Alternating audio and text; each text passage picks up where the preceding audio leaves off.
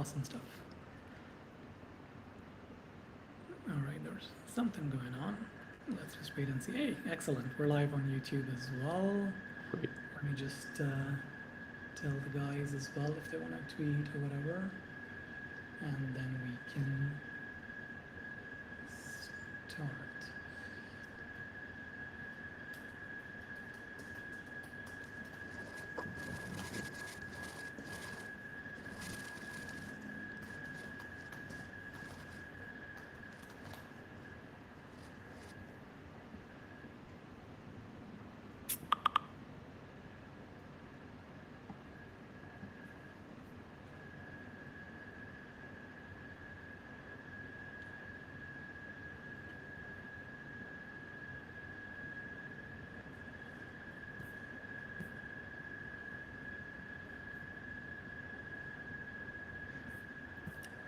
All right, excellent stuff. We're good to go?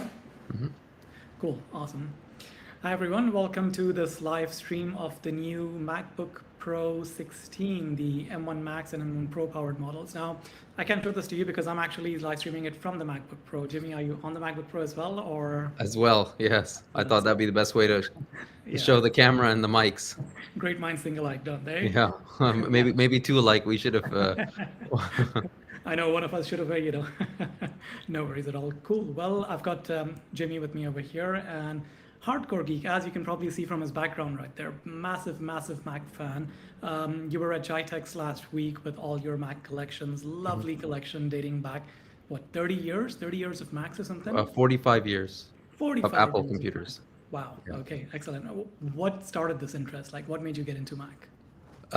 So I've been using Apple computers since childhood. The school I went to in Dubai started us using Apple computers from kindergarten. So that's always been my preferred platform. And then when I was in university, I came across a original Macintosh from 1984 that was for sale at our university surplus store. So I bought it as decoration for my dormitory room. Nice. And then over the years, I picked up more and more and more. And it's 25 years later now, I have a huge collection. That's insane. That's amazing. I've seen some of that and it is just brilliant. Mhm. Great. Excellent. So both of us are now very early adopters of the new MacBook Pro 16 and 14 models that Apple announced a few days back. Yes. Let's start with where did you order it from? So right after the announcement, I did order it from Apple online. But by the time I selected my configuration and placed the order, the delivery dates had slipped. Okay. And then I buy it from Apple's business. I have a business account, so they have a separate online store for business customers. So I contacted the business team a few days ago and said, "Hey, my order keeps slipping. First it said the first week of November. Now the delivery date estimate is the third week of November." They said, "Well, we may have the exact same spec that you ordered coming in as a retail config. This is not. We have these sort of ultimate configs, which are for our business customers. So if you can come by the Mall of the Emirates store at 10 a.m. on Tuesday, we'll try and get you one." So that's what I did. So I went to the store. They had the exact spec that I had ordered for myself there, and they just handed it to me. And I left, and they canceled my online order. That's amazing. So I ordered right after the event as well. Now, from my previous experience, I've known that if you try to customize anything, the order date usually slips. So I thought I'll just go stock, and I'll start with the configuration that I ordered. Then we Okay. can talk about the one that you got. So I ordered the stock 16-inch with the 1 TB drive, which means Okay. it's got 10 CPU cores, 16 GPU cores, 16 gigs of RAM, 1 TB of storage. That's the storage. That's the configuration I went for. Let me ask you, which one did you go for? No, most important question, what color? I chose silver this time around because I would have had space gray for the last couple of generations. Yeah. So I thought I'd change things a little bit, and I went. Yeah, I'm maybe regretting buying space gray again. I also was thinking that this new design looks nice in silver when I saw it in the store. But so I originally ordered 16-inch Max, 32 cores, 64 gigs of RAM, and 4 TB SSD. Okay. And I also added a US English keyboard instead of the International English keyboard, which Yep. is probably Okay. what caused the delay, because that's a complete custom config. Turns out they have the exact same config as a retail option, but with an international English keyboard. So that was the only compromise I had to make to get it on launch day, as opposed to waiting another 3 or 4 weeks. Got it. So if I am correct in assuming the international English has the double height return key, whereas the US one has got more of a horizontal bar on Yeah, there. for me, the bigger challenge is the left shift key. Okay. Um, It's a uh, small the key. left shift key is smaller on the international English, so I touch type, and so I often hit the tilde apostrophe, as opposed to the shift key. But it'll in a few Got it. days I'll get used to it. Yeah, exactly. Same thing. So I switched from a US keyboard to the international maybe about 3 to 4 years ago, and Yeah. now it's just, No, it's I just think fine. now's the time I have to adapt because it'll be much easier for me in the future Absolutely. to buy computers with international English instead of US. That's what we get over here, don't we? So very, very high config machine. Are you looking to Yeah. replace one of your older PCs with this, or? Well, I'm replacing two computers. I had a 13-inch M1 MacBook Pro that I bought Mhm. last year, and I have a 2013 Mac Pro, the black quote unquote trash can Mac Pro. That was my main sort of photo editing computer. And Okay. so now it's almost 8 years old, and performance isn't up to the Yeah. mark considering how resolution of images has changed. So No, absolutely. I think that particular model got redundant real fast. I remember buying one of those as well. yeah, Didn't last very long. Didn't. I yeah, mean, I loved the design of it, but I think there were too many compromises in that cylindrical shape, no expansion, stuff like that. So yeah. that one got redundant quite fast. So as far as I'm concerned, so what I did was last year I bought the M1 MacBook Pro as well when it was released. And the idea was that when these newer pros are released, I'm going to hand over my M1 Pro to my daughter for school. Hmm. She had the older M1, not the M1, sorry, the Intel-based MacBook Pro, Okay. and it was on its last legs. It was Yeah, the first touch bar model that they had released, which was a terrible computer. yeah. So the idea was that I hand that over to her, and then I sort of, take this Pro. They kind of got a little bit delayed. I was expecting this to come in a little bit earlier, around the July-August timeframe. Yeah. So when she starts the school year, she's got the machine, and I've got my new machine as well. These got a little bit delayed, so I ended up handing her my M1 MacBook Pro, and believe it or not, I've been using the iPad Pro as my portable computer, the 12-inch iPad Pro as my portable computer. Mhm. So I was quite excited to sort of jump back into the MacBook Pro, and there was really just one particular part of the configuration that had me sold on these new MacBook Pros, because even when I was using the M1 based older MacBook Pro, that was crazy fast, good enough for me. Mhm. So there was just one thing, and when they said that one thing, I was like, yes, that's it. And that is, ProMotion display, I 120 see. hertz ProMotion display. Yeah. I think I've been using 120 hertz or higher displays on Android phones. It finally came to the iPhone this year as well. The iPads have had it for quite some time now, Hmm. and I've got one of those geeky eyes that once you kind of see it, you can't go back to a normal 60 hertz display. Even the Windows PC that I have is attached to a 144 hertz monitor, so everything looks nice and smooth on there. So that was what sold me on this machine. I I see. think it's way too overpowered for what I would use it for. I mean, I do a little bit of editing on Final Cut, but you know what, the older M1 was just fine for that as Even well. the iPad could probably do it. iPad can probably do as well, but the one thing I hate about the iPad is the lack of an escape key on the keyboard, right? I'm just so used to having an escape key, because even when you buy the iPad keyboard, there's no escape key on it, and I I'm must have just been a bad like, programmer. I never learned to touch type the escape key. I never I missed it. think escape key to me is super, super, super essential, and that's the one thing I hated about not having that on the iPad. But other Mhm. than that, it was a great, great machine. What do you plan on doing with this new MacBook Pro that you've gotten? So the thing that the 2020 M1 MacBook Pro that I was using previously couldn't handle was one of my hobbies is astrophotography. So Mm-hmm. taking photographs of the night sky. And in order to capture faint details of objects in the sky at night, you need a lot of exposure time. But you can't, it's not practical to do like a 2 hour single exposure of something in the sky, because if something bumps your camera or an aircraft flies through your field of view, that whole 2 hour photo is ruined. So what we normally do is we take, say, 2 minute exposures, but hundreds of them, and then stack them. So I use a Sony alpha camera, an A7R4, that is shooting 61 megapixel RAWs.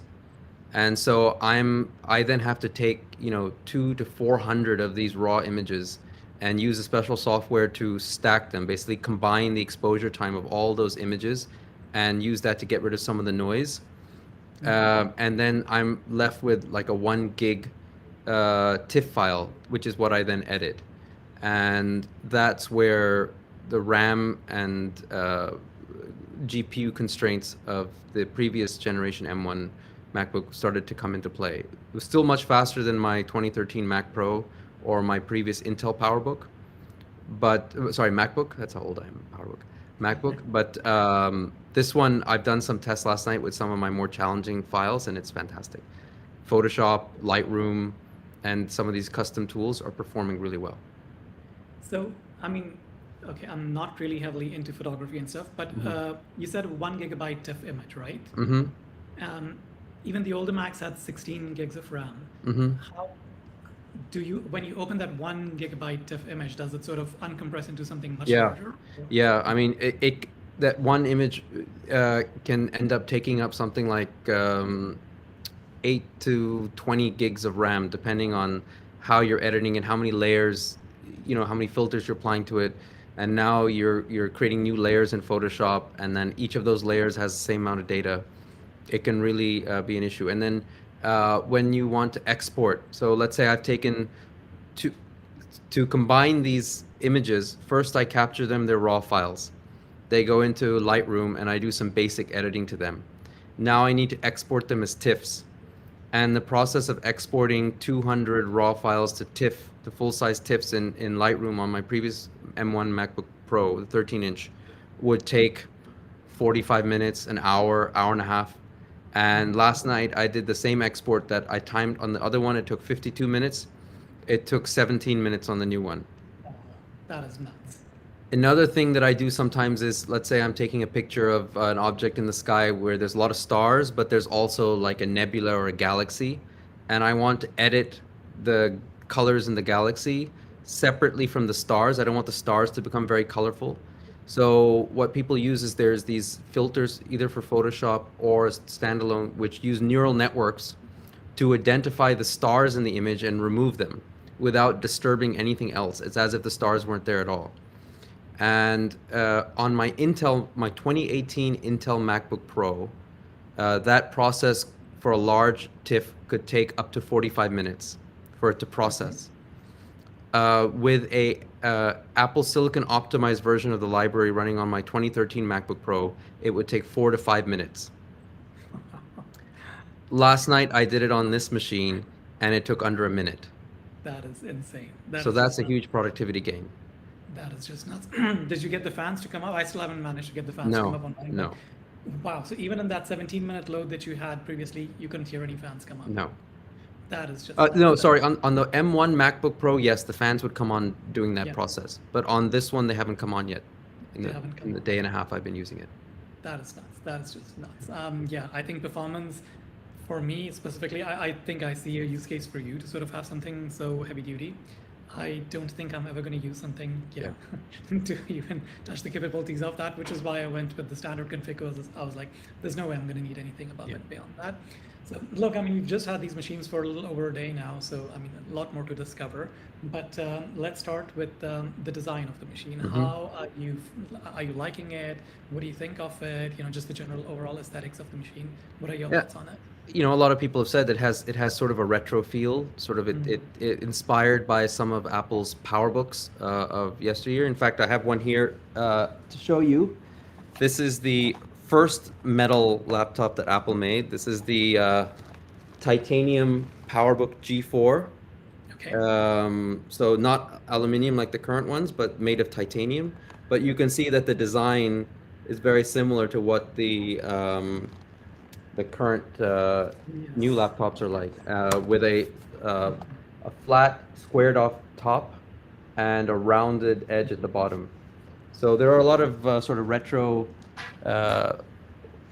elements, but I think the design is fantastic. I can tell it's heavier. I can tell it's bigger and thicker. I don't care. Okay. I don't care. Honestly speaking, I'm not taking the design. I think it's just a bit too thick and well, heavy is fine. I mean, I see where it's coming from, Mhm. but I think the old one. So when you compare the specs to the outgoing 16-inch MacBook Pro, right? I mean, Mhm. it's just a tad bit thicker, but those tapered edges on the previous version really gave you a sense of holding something much thinner than it Mhm. was. Mhm. And this one, it doesn't even pretend to be that. It is just flat out big and thick. Yeah. Definitely targeted more towards the Pro. I think the Pro had kind of turned more towards I wouldn't say the casual user, but I think they were just trying to mainstream the Pro laptops previously for the last few years. Right. But I think they've kind of gone back to a no compromises design where, if Yeah. you're a Pro, you need something big, thick, heavy, whatever it is, Mhm. we're not willing to sort of give you a thinner one. So I think, yeah, if you appreciate that, then yes, you're getting a great design. But again, like I said, for me, this is just an overkill in terms of performance. I would have preferred something slightly thinner, lighter. But hey, again, I'm not necessarily the target I'm choice curious to of see now they'll go more extreme with the MacBook Air in terms of leaning more into no legacy ports, thinner, lighter, um, new design. We'll see what happens. I assume we that's next. Maybe early next year we'll see that. That's what's expected. But you know what the problem is? Well, the problem for me is that I don't think they're going to add a ProMotion display on the MacBook Air. It's going to have your regular 60 hertz screen, and I don't think I'm going to be able to go back to a 60 hertz screen We'll now. see. So I'm I, kind of stuck I with this. still can't really tell. I mean, I still can't really tell the difference. On the Yeah. iPad, I can't tell the difference at all. All right. Okay. Okay. Yeah. On the iPhone 13, on iPhone 13 Pro, yes, a little bit. And on this laptop, I haven't noticed anything yet. My eyes are Have you just, I gone guess. Have you gone back to an older iPhone? You've been using the 13 for a few weeks now. Have you gone back to an older iPhone? When If I use an so, older iPhone, I can notice a difference, but it doesn't bother me. okay. All right. Fair enough. Yeah, Fair so enough. I can tell the difference, but it's not something that bothers me. I know quite a few people for whom they just can't go back. For me, Like, it's the brightness and the color, the brightness of this display that really impresses me. So on the new MacBook Pros, the display can be so bright when you're viewing content, especially photographs taken with the iPhone 13 or iPhone 12, or videos shot in HDR. It's unbelievable how much dynamic range and how bright the screen gets. And it's actually quite 1500 nits. stark because if you open a photo you took with an iPhone 12 or iPhone 13 in a window and don't make it full screen, just that part becomes extremely bright. If there's like a window in the photo or bright scenes or reflections, and the rest of your screen looks really dull in comparison. It's quite interesting. That is nuts. Let me ask you this. I haven't had a chance to test out. It's what 1500 nits, right? At peak brightness or something Yeah, along I those think lines. up to around that 1600. Around that. Have you noticed any blooming? I've been reading a couple of reports on people just noticing a bit of blooming on this display, which, with HDR displays and mini LEDs, it's not OLED, right? So, I mean, there is going to be some bleeding of light around the pixels. Have Yeah, you I mean, noticed for me, anything? the thing is that no, I haven't tested and I haven't noticed. If it's there, I have the kind of I would notice it. So Yeah. I will try and look into that. The challenge for me is that even though in video it's very easy to get video clips that are HDR, where you would be able to have like a starry sky and see the difference in the backlight zones being bigger than the star, so you have blooming. Yeah. When you do still photos, there's no standard per se for real HDR still photos or photos that take advantage of the full brightness range of the display. What we call HDR for photography, it's still cramming all the brightness levels within the standard range. It's just um, it's just trying to brighten up the shadows and darken the highlights a little bit. So Interesting. there's some tricks you can do. Basically, you take your still raw photos and you encode them as HDR video clips, but it's just a single frame. Huh. And so then the computer goes into HDR mode. That's why I mentioned iPhone 12 and iPhone 13 photos, because iPhone 12 and 13, when they take a photo, they actually record in the photo file. There's a separate text file that tells the Mac OS or the iOS what is the brightest part and the darkest part. And so it can simulate and increase the brightness. So if you look at an iPhone 12 or 13, when you look at a photo taken on a regular camera, and then you flip next to a photo taken with one of their cameras, you'll see suddenly the OLED screen brighten up, Yep. and you get much more dynamic range. It's the same on this laptop as well. So Very I'm cool. going to try and come up with some still images which use that, and then I can share those with you, which is of a starry sky, like the Milky Way, for example, which Mhm. has parts that should be almost pitch black, and parts where you have extremely bright stars, or let's say Jupiter or Saturn that are bright, and those would show off any highlight, any blooming that may be there. Nice. No, I'd love to see those. I'd definitely love to see those. Getting back real quick to the ProMotion display. One thing that has been slightly disappointing is that I don't see that 120 hertz come into effect in Safari. Now, I can see that in the UI and stuff like that Hmm. when you're minimizing windows or moving windows around and stuff like that. I notice that smoothness is there. But for some weird reason, when I am opening Safari and I'm scrolling through, any website, I can definitely tell that it's not at 120 hertz. I think it's a problem that some others have faced as well. I was trying to research if it's just me that's seeing this, but I think quite a few other people have been also pointing it out online, which is a bit jarring because I mean you've got the super smooth animations with so messages, right? If you open the messages app and you scroll through it, it's fine. It's 120 hertz. You can tell it's super smooth, but then you just kind of do a three-finger swipe and go to full screen in Safari and try to scroll a website. I can see that it's not stuttering, but it's not a Yeah, smooth. that could just be a software issue. 100%. 100%. I hope it's not that the web page is so complex that Safari is not being held back by the frame rate, but it's just its ability to compute the contents of the window, you know. Yeah, I think it's just that because look again on Windows computers with Chrome, for example, and I've tried Chrome as well on this with similar things. But Chrome runs just fine on Windows laptops with high refresh rates. You can tell the difference. So, as you said, it's probably a software issue, and I'm hoping that the fix comes sooner than later on that. Mhm. Let's talk about one more thing for the display, the notch. How are you feeling? What are your thoughts on the notch? It hasn't bothered me yet. I use both dark mode and light mode. Hmm. My background picture before this was dark. It was a starry sky. And so my menu bar, I'm looking at it now, the menu bar is dark gray. So I can see the notch, but I don't really notice it.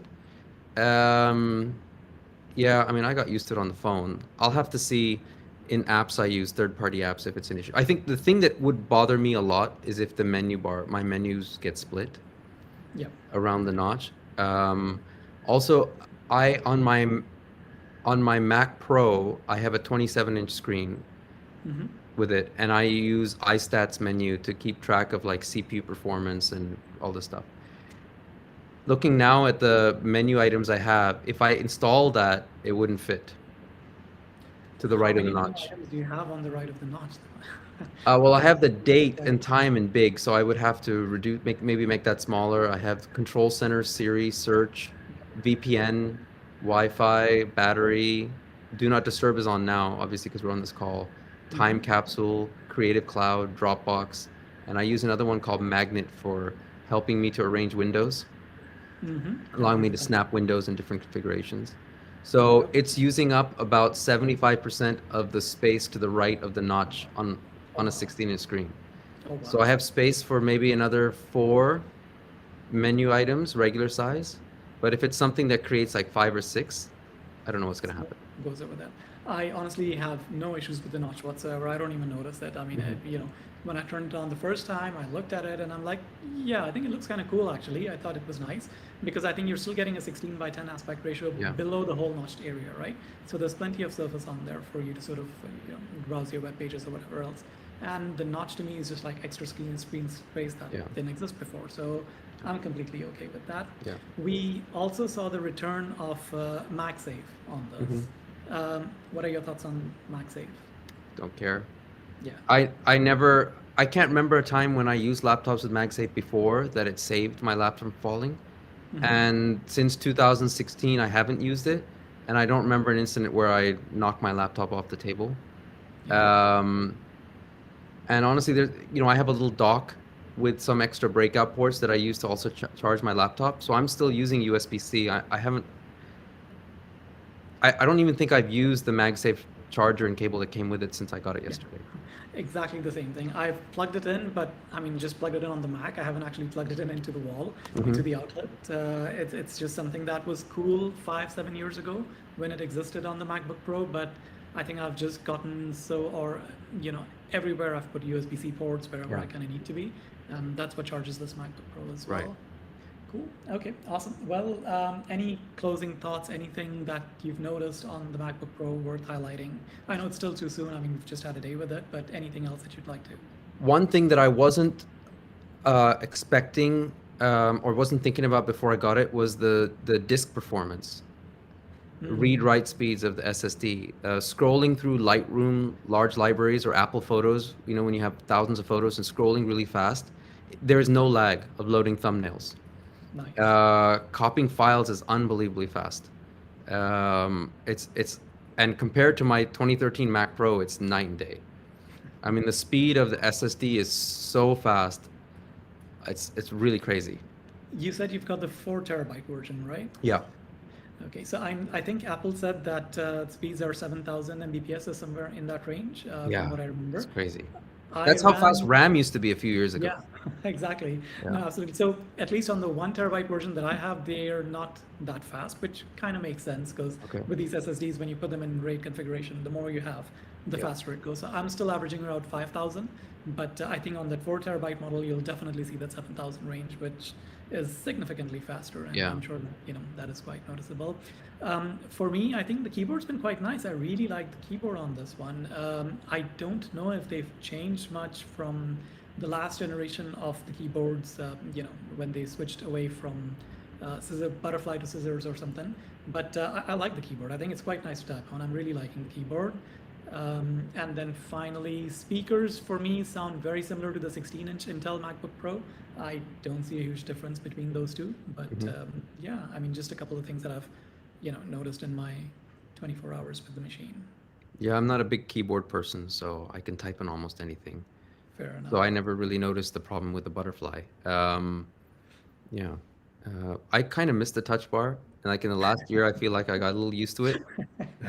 Especially like in Zoom and Teams, I Yeah. use the buttons and a little bit in Photoshop to adjust brush sizes and things. And now that it's gone, I'll forget it very quickly. That's how bad it was. But I I kind of, I never was against the touch bar. I thought it was a nice little thing. hmm I think a lot of people really hated the touch bar. hmm I was fine with it. I mean, it wasn't anything that I complained about. I got used to it. And I think if you used apps like Better Touch Tool or stuff like that, you could really utilize that area to, hmm kind of customize or showcase or do whatever you want to do with it. That's gone now. I wasn't a power user of the touch bar. I'll get used to these keys. They're fine. They're completely fine. But yeah, if given the option, I would have preferred a touch bar as well. I would have I'm with preferred a you on touch that. bar as well. Yeah. I'm with you on that. Cool. Well, thank you very much for your time, Well, thanks for and having me on. no, absolutely. Best of luck with the Mac. We should touch base, in a couple of weeks and see how it's going. Yeah. I'm still in two minds whether I keep this or if I return it. I'm still trying to decide if I switch to a 14-inch version. I don't know. I've got a couple of weeks to From what decide, you right? said, I think the 14-inch seems to make more sense for what you're doing. Yeah, I think so. I think so as well. Yeah. I think so as well. So I might just do that. But the problem is that if I order one now, I'm gonna have to wait like a month to get it. They I have them think in stock. they have them in stock at the store. They have, I think, three or four configurations of the 14-inch Oh, that they nice. That's stock. okay. I might You just, can make a shopping appointment and go there. They get I new might. stock I don't know if it's every day, but several times a week. Yeah, awesome stuff. No, then I might just do that. And last time I checked, even Amazon had a couple of units on sale as well hmm for the stock configurations. Yeah. So I might just do that. But I was thinking that if I am going to go on a 14-inch, then I might take the 24 GPU core version instead of the 16. Even though Then you have to I order. will never ever need them, I think there's absolutely no point in me getting Don't something. But waste. why not? Why not? Then So it's a custom config because then it's they have only 16 core and 30. They have Pro and got Max with 32 core in the stores. got it. Yeah. Well, I'm not sure if my credit card's going to like me or not when I order. Thanks very much for your time. It was a Yep. Thanks, pleasure talking Abbas. to you. Where can people find you on Twitter, Instagram? I'm Jimmy G on Twitter. Excellent stuff. Yeah. Do follow him. He's got some, and Instagram as well. I love some of the astrophotography pictures that you post on Instagram. They're Thank you. phenomenal. Yeah. Please do share some of them. I'd love to test out the display on the Mac just to Yeah. see Let me what. see if I can get it to the point where it displays in HDR, like it takes advantage of the brightness, and then Amazing. that may show off the blooming. Perfect. Thank you very much, Amy. Have All a right. good one. You Take too. care.